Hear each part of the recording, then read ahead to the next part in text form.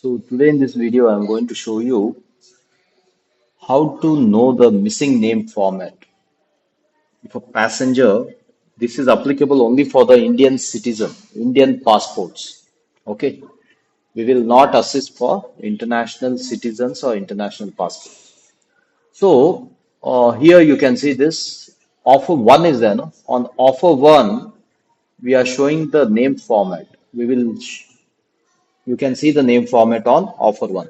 For example, if you are booking Bangalore to Phuket, if you want to know the name format, click on offer one, select offer one, and just go on a booking page.